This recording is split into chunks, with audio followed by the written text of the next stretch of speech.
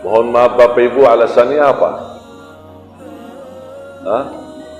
Oh, sibuk. Oh ya, maaf. Sibuk. Lagi sibuk. Sibuk apa? Sibuk apa? HP, main HP. Dari pagi sampai malam dah bosan sama HP. HP musibah akhirul zaman.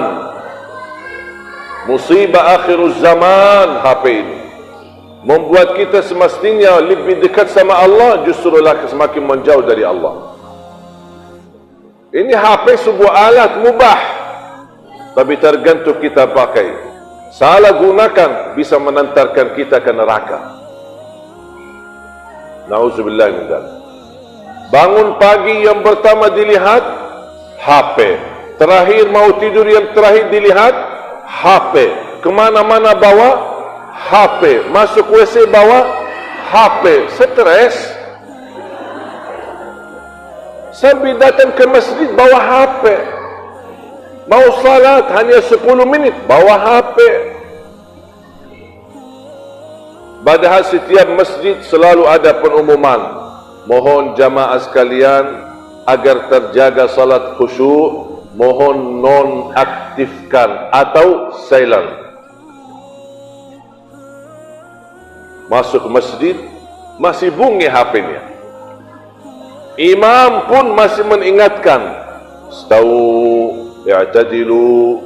Mohon Bapak Ibu yang membawa HP-nya nonaktifkan atau silent agar kita sama-sama bisa menjaga salat yang khusyuk. Allah, astagfirullahalazim. Tulisan sudah, gambar sudah. Mungkin buta huruf ya, barangkali buta huruf dah bisa baca pengumuman. Ada gambar, tapi juga lewatin. Imam mengingatkan, tapi tetap Allahu Akbar, dia masih tidak nonaktifkan HP. Apalagi suara HP-nya musik lagu India. Bahaya lagi, parah. Saya pernah satu hari ketika masuk masjid. Ini ceritanya di bulan Ramadan. Saya ada tugas isi acara tabligh. Habis tarawih, masjid yang saya datangin diimami oleh imam dari Madinah, sahabat saya. Bacaannya bagus, indah, merdu. Saya menikmati sampai saya mengingat suasana Madinah. Tiba-tiba di samping saya bunyi HP-nya. Hilang konsentrasi. Baru lagi nikmat, ingin menjaga kekhusyuan, karena khusyuk dalam salat kan pulang pergi, datang hilang, datang hilang. Kita mujahadah, bekerja keras dalam salat. Bunyi HP-nya. Sayang sekali orang yang di samping saya tidak sama sekali gerakkan tangannya. Barangkali wajar manusia lupa baca pengumuman, lupa lihat gambar, lupa nonaktifkan ketika imam mengingatkan. Ya udah, tidak apa-apa, itu semua dilewatin. Manusia sudah lupa, sudah terlanjur salat, bunyi HP-nya, kenapa tidak menggerakkan tangannya, masukin ke sakunya, matikan HP-nya daripada mengganggu ratusan orang di masjid. Dia berkata, mohon maaf, saya belajar di fikih, tidak boleh ada gerakan 3 kali dalam salat, bisa batal salatnya. Subhanallah, itu kamu hafal dalam fikih, 3 kali gerakan membatal salat, tapi mengganggu ratusan orang masjid di masjid tidak dosa? Kalau belajar fikih, jangan belajar dengan hawa nafsu. Harus bisa membedakan persoalan-persoalan fikih. Mana yang lebih utama kita kerjakan? Gerakkan tanganmu. Jangankan 3 kali, sampai 10 kali. Demi menjaga tidak mengganggu ratusan orang di masjid. Karena dosa. Bisa mengganggu imam, tidak fokus bacaannya. Bisa mengganggu, menghilangkan khusyuk jamaahnya. Itu dosanya lebih besar. Dan kita belajar, kalau ada dosa kecil sama dosa besar, masih bisa mempertahankan dan terpaksa melakukan dosa besar, menghindari daripada dosa besar, walaupun terpaksa melakukan dosa kecil. Menghindari dari kesalahan besar, walaupun kita terpaksa melakukan salah yang kecil. Itu pandangan fikih. Bunyi Imam Madinah, Masya Allah, bacaannya bagus, panjang lagi. Saya menikmati. Alhamdulillah, ketika bunyi bertamak, tak terlalu lama.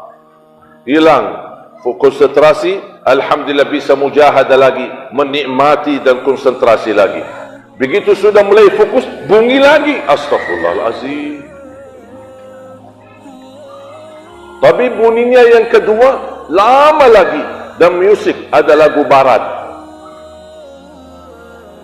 Sambil sepanjang salat bisikan di hati, istighfar. Ini salat saya gimana ini? Rukuk, sujud, sambil rakaat yang kedua, bunyi lagi. Dan orang itu tidak sama sekali gerakan. Akhirnya saya terpaksa.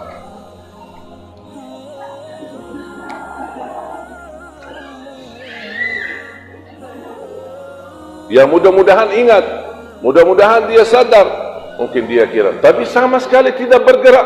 Bunyi lagi, tapi kok tidak nanti ngerti tanda-tanda saya ini. Akhirnya saya, Pak, matiin HP-nya, Astaghfirullahalazim. Akhirnya batal salat saya. Dia kaget pas lihat saya berbicara, ini lagi salat berlangsung. Akhirnya, Pak, matiin HP-nya, Astaghfirullahalazim. Allahu Akbar lagi saya. Habis salam, saya ingatkan, Bapak, mohon maaf, sudah terlanjur, tak apa-apa. Sudah lupa, wajar, kita manusia. Sudah bersalah, maklum, kita bukan maksum. Tapi berkali-kali, sudah dikasih tanda tak ngerti, sudah diingatkan tak ngerti, sudah diumumkan tak ngerti. Alhamdulillah dia dengar, silent suaranya. Tapi letakkan HP-nya di tempat sujud, layar ke atas. Begitu kita lagi lanjut tarawih, pas begitu bunyi kan tak ada suara, tapi nyala kan? Pas dia di dalam salat, Astaghfirullahalazim. Habis selesai salam, Bapak ini butuh diruqyah. Ini perlu diruqyah. Musibah akhir zaman. Sambil sebentar kita bersama Allah di dalam waktu salat, masa tidak ikhlas untuk tinggalkan HP-nya sebentar? Ini namanya berlebihan. Apalagi yang sudah terlanjur bunyi HP-nya, dia sedang salat dan sama sekali tidak bergerak, seolah-olah khusyuk. Mohon maaf, itu namanya pura-pura khusyuk.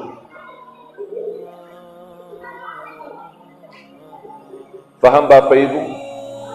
Jadi seandainya terlanjur kita lagi salat, lupa silent suaranya, dah apa-apa. Masukin tangannya di saku dan matiin. Silent. Karena salat ini adalah tali hubungan kita sama Allah. Kira-kira kalau kita diundang ke istana dan kita mau bertemu dengan presiden, berani enggak meninggalkan HP-nya bunyi-bunyi terus?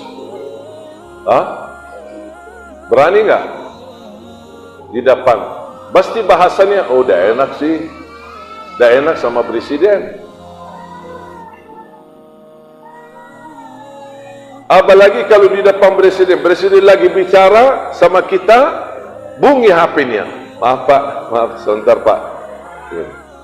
Terus dari silent, bicara lagi, bunyi lagi. Maaf Pak, Pak Presiden, maaf Pak. Pasti langsung protokol dicabut, kita dikeluarkan dari masjid. Kira-kira mau nggak kita dicabut dari rahmat Allah Subhanahu Wa Taala gara-gara HP terganggu dalam salat? Sama dengan ketika kita lagi duduk mau ngaji. Sudah kita bersungguh-sungguh mau baca Quran, tapi kenapa pas buka Al-Quran HP-nya ada di samping? Aku heran itu. Apa sih rahasianya? Saya mau tanya. Tolong Bapak Ibu jawab jujur. Apa rahasianya? Kenapa pas mau baca Quran HP-nya ada di samping Quran? Kenapa? Baca sedikit WA, A'udzubillahi minasyaitonir rajim. Bismillahirrahmanirrahim. Innal ladzina amanu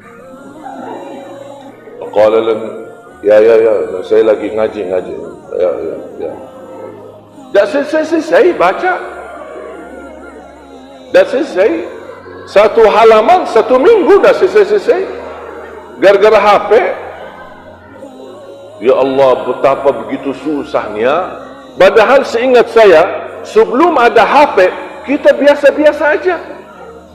Beraktivitas, pulang pergi, makan bersama keluarga, jalan-jalan sama keluarga, cari nafkah, cari rezeki, ibadah, baca Quran.